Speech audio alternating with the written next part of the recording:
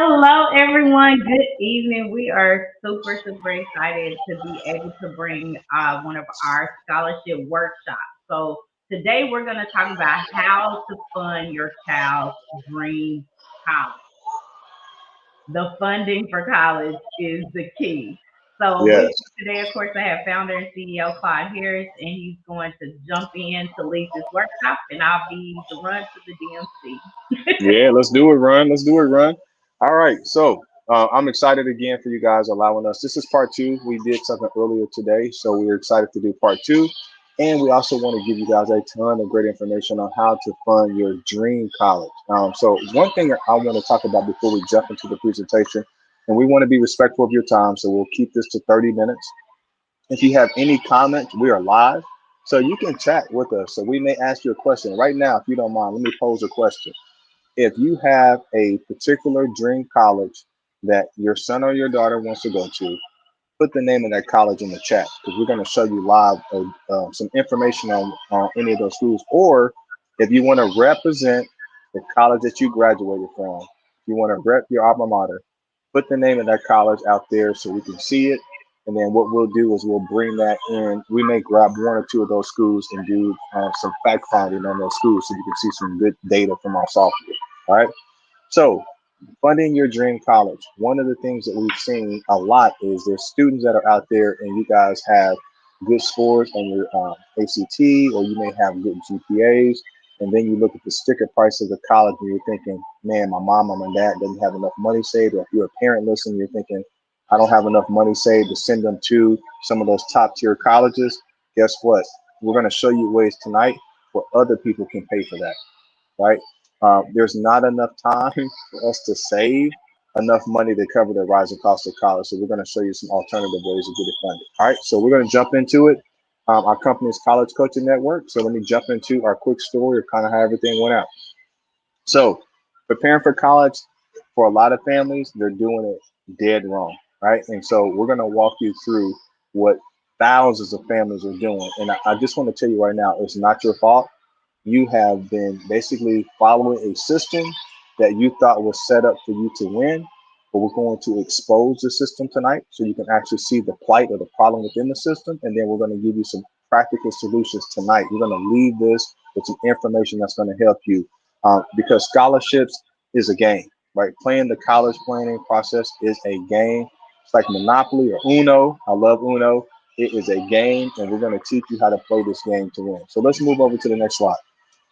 So that's my nerdy picture a long time ago when I had a whole lot more hair than I have right now. But don't worry about that. Don't focus on that. So, but a long time ago in high school, I had a 1992. It was 30 years ago that I graduated from high school. Had a 3.875 GPA, but I only scored a 17 on the ACT test. And so my mom had a dream of me being the first in my family to graduate from college. And so what I noticed was having that high GPA and a low ACT test score did not qualify me for any money when it came to being able to get merit-based scholarships. Merit-based is based upon what I do as a student, right? So when you qualify for any kind of money for college, there's two categories: there's merit, and then there's need. If you're looking at need, we're talking about if you get a Pell Grant, state aid, or what have you. I'm not talking about need tonight. I'm talking about if you're a mom or your dad, and on paper you make too much money and you're thinking, I don't qualify for any financial aid like that, and I still don't have enough money to send my son or daughter to their dream college. My mom was in that same position.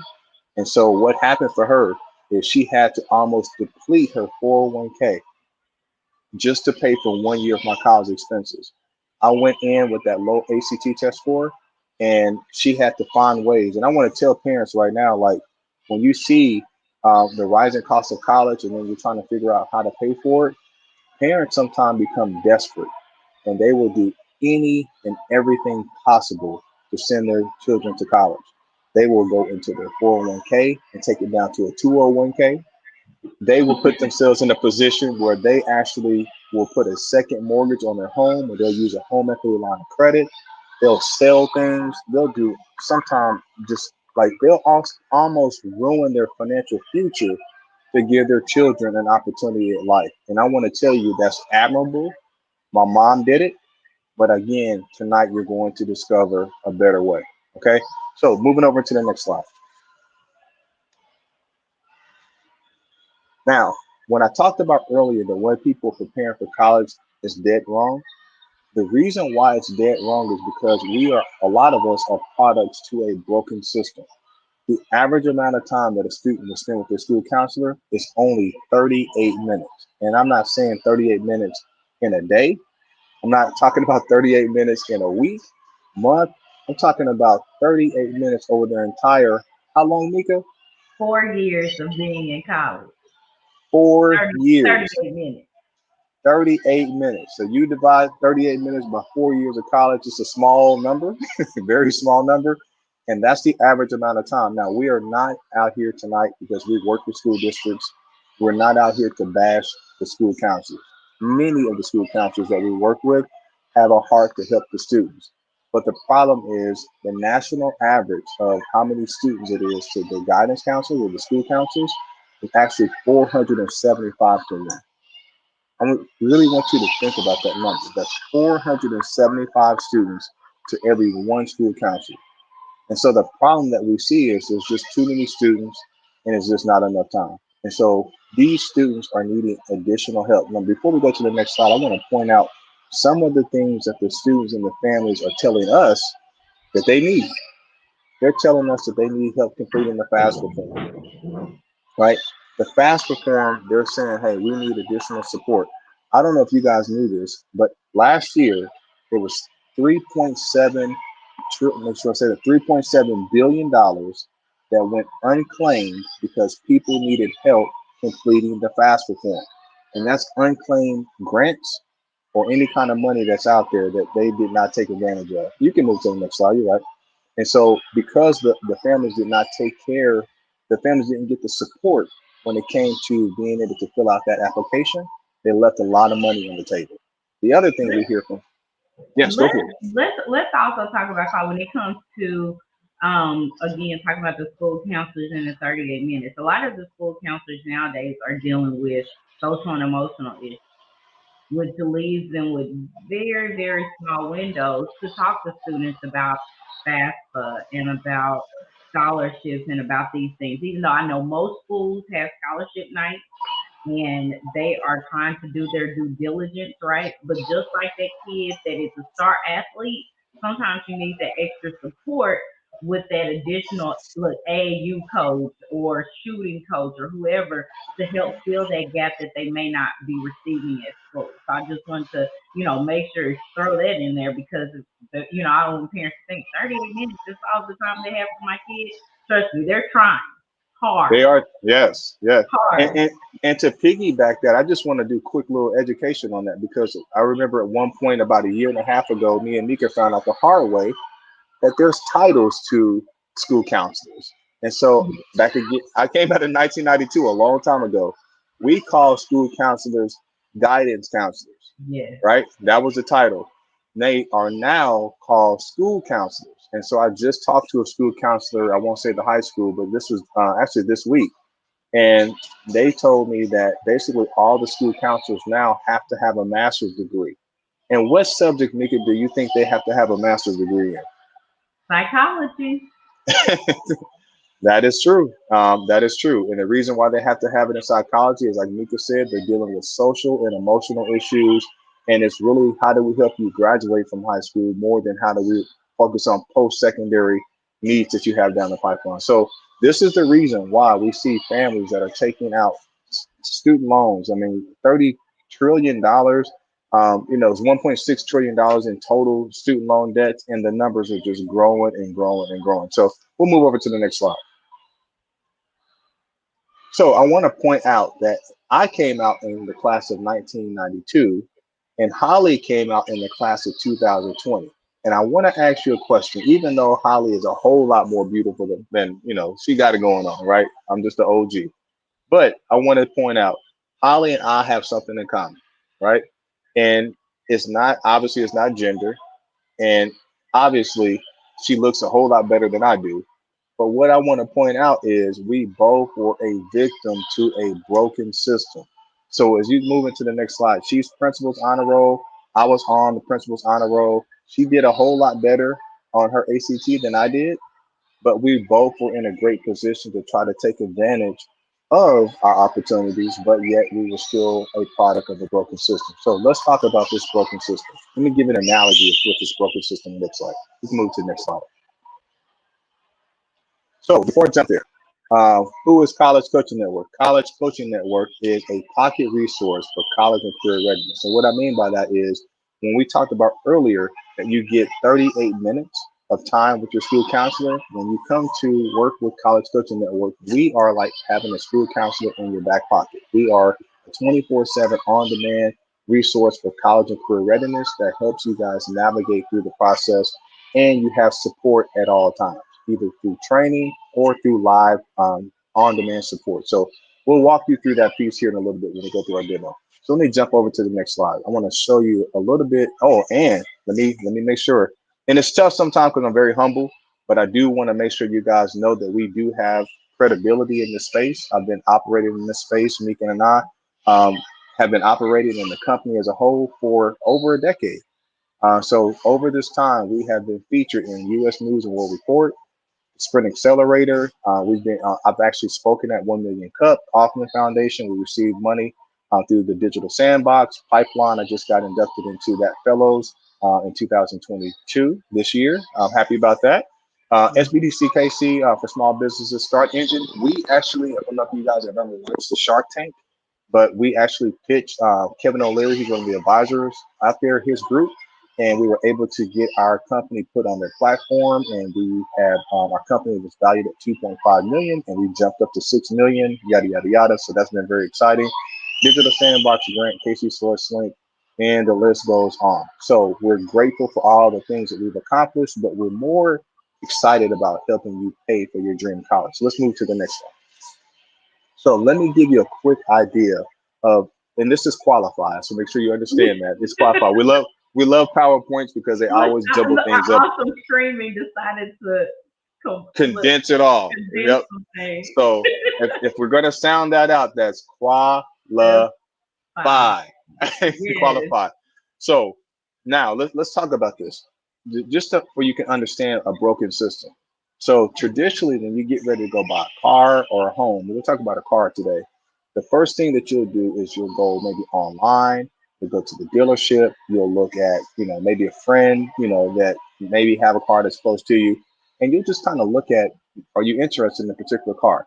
The next thing you may do is you may look at the features. I want a sunroof, I want leather seats. What's some of the features that you like in a car, Mika? I like the sunroof, remote start. It's awesome because definitely gets hot in Texas. I like it to have nice wheels on it. Leather seats are amazing, heated and cool. Right. The nice features. Hey, it's funny because I remember my first car, and it was a Regal, and the inside of it came down, and it had all the little cuckoo things that went on the top of my head. It was like crazy, right? That is Um, hilarious. but when you first start out, right, you can't, beggars are, can be choosers. You got to just take what you get, right? But Yes, as you get older, your style and what your expectations are, they change, right?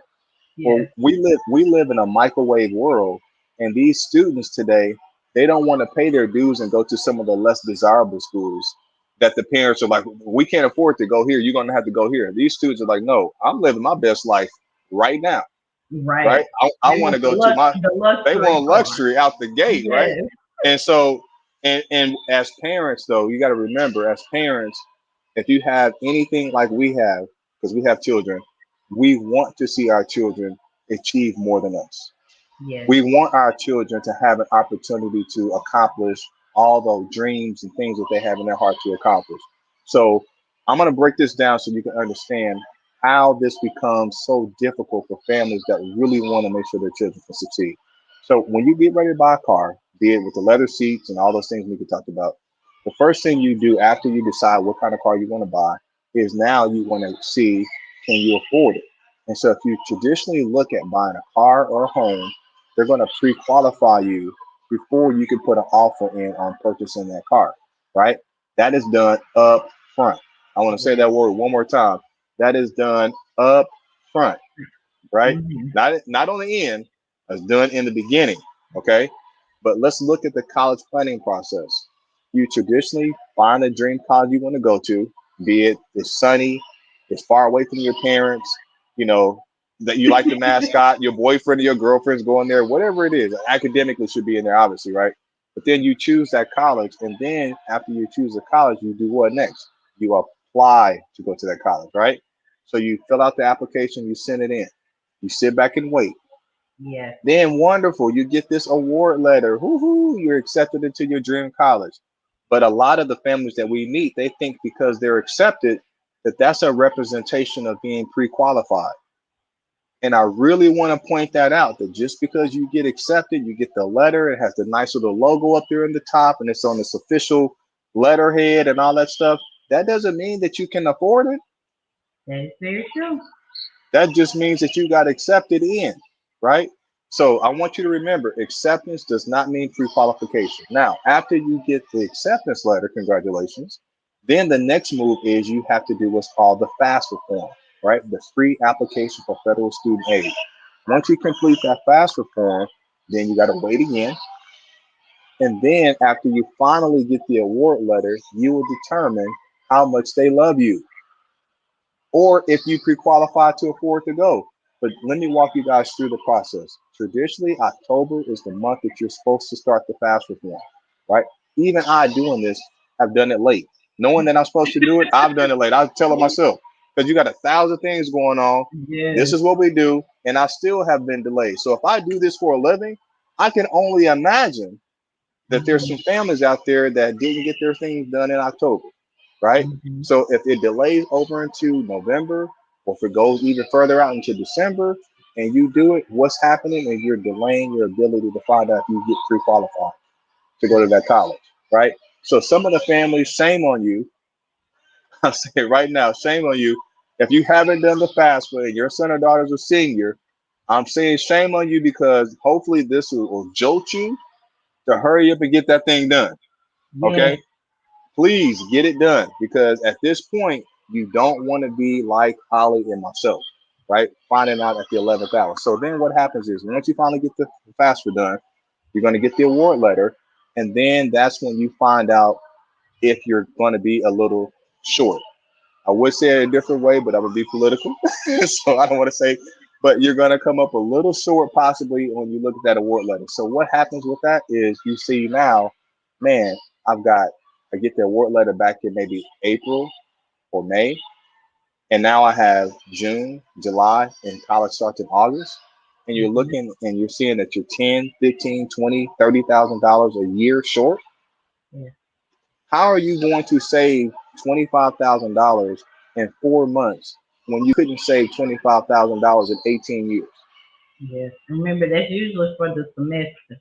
That is definitely for the For semester. the In some semester. situations, yes, that could be, right? But Yes. how are you going to do that, right? So what we want to do is basically for those that are juniors that maybe we have a junior or a sophomore or even a freshman that's listening to us. Now the seniors, we're going to show you the secret sauce too. But for those that are freshmen, sophomore, juniors, we're going to show you the power of how to pre-qualify yourself. Now, if you're a senior and you haven't done the FAFSA, we're going to walk you through how you can still pre-qualify yourself. So when you get the award letter, you're not spooked and surprised when you get it. All right. Yes. So let's jump over to the next slide. We're going to teach you right now. I talked about the secret sauce. So when we worked with Holly, one of the things that we did with her, and she was in the same situation that I was in 92, is some of the families find out at the last minute that they came up a little short based upon their financial aid award letter. And so we took some of the other award letters from less desirable colleges that she really didn't want to go to. We wrote an appeal letter with her mom. We sent that over to the university and we asked if they could match what was being offered from her other schools to her primary school that she wanted to go to, her dream college. Do you know we've helped her get an additional $52,000 in scholarships because of that one letter? That's a very expensive letter. That was a very Yes. profitable letter, right? So we're Yes. going to show you guys how to do the research so you can actually take advantage of those opportunities too. So let's jump into demo mode. I'm going to spend a couple minutes just to go through. the demo aspect of what that looks like. So I am going to share my screen. Are you sharing that, Nika? Do I need to I share? will I'm I out. will add it to once you get to the app. I'll add it to the screen. All right. All right. I'm there. So I am. yes. So everyone, Cloud is actually going into the College Coaching Network software. This is the program that we actually use to help the students every single day. So this is our platform. Awesome. Can you see my screen? Yes, we can. All right. So I'm going to jump into our organizer software. So it's here. So once you go in here, you can do research on over 5,000 plus colleges in the United States. Now, did anybody, and if they didn't, we'll jump into, but did anybody put a college out there, Nika? No, not yet. Okay, no worries. So I'm Let's going see. to put, Somewhere random. yeah, We're so gonna- let me go. I'm going to go to where I graduated from College Town. Okay. Actually, you know what? I'm going to do another one. Let me go with the MA and see what pops up. If there's anything that pops up in here real quick. All right, what is this? I never heard of this one before. Have you? Not at JFK. all. Yeah, okay. Well, let's look at this It's in California. Let's see what happens. one. Yeah, it's a small one, so I don't know if they have data. So let's go here to. I'm gonna go to. Actually, you know what? I'm gonna go to where I went to college at. I'll look at my old school and go back to Pittsburgh State University real quick. All right, and let me refresh this so we load this in here real quick. Ah, I timed out. Need to time back in. All right, so let me go back in here real quick to where I went to college at. There we go. All right, good. So you can see all the data in one centralized area. And so you can see in here how many undergraduate students are there, which is about 4,000. You can see a breakdown of gender. You can come down here. It's going to break down the average SAT and ACT. If you're going to the school, and you can see that they're a public college because they have in-state and out-of-state tuition. So some students don't know what out-of-state tuition will be, or they don't know if they get it or what have you. So we have all that broken down. But this here is the secret sauce where we look at the institutional grant aid. And so this school is offering you $2,424 in institutional grant on average. We know at the end of the day, your award letter will look different from other people's award letter. But on average, this is what we see. Now, what we noticed Clyde, was, can you try to break down what institutional grant aid is? Because even in 2022, there is still a substantial amount of first generation college students. So a lot of yeah, parents may not understand the language or some of the students. So can you kind of break down or define what institutional grant aid actually is? yeah, that's a great question because sometimes you just assume. So one of the things that a lot of people are familiar with is what's called Pell Grants. Okay, Pell Grants are basically predicated on the income or lack thereof of families that are kind of need based, like they don't have a lot of income, so they get money that comes from like the federal government. Institutional grants, it comes from the university, right? It has nothing to do with your income. Any of that stuff is based upon the merit-based side, the GPA, ACT test scores, stuff like that, that the student brings to the table, which puts them in a better position to get money from the actual university. So it's predicated on what the student has accomplished, has nothing to do with the family's income. That makes sense? Yes, thank you. All right. Yeah, awesome. So going in here, we can see all that data, and again, these are averages. But then we can go a step further. And again, when we have students that are coming into our program, we basically train them Monday through Thursday. We have 1 hour a day or 4 hours a week. I want to make sure I say that again real quick. That's 4 hours a week, not 38 minutes a week or 38 minutes over four, but 4 hours a week that we train students on how to go through and do extensive research on the colleges that their dream college that they want to go to. So you can come in here, you can see this is a public college, 96% acceptance rate. Right now, they're not necessarily focusing heavy on SAT or ACT because a lot of people are test optional. You can come in here and see that still 97% of the students are submitting their ACT.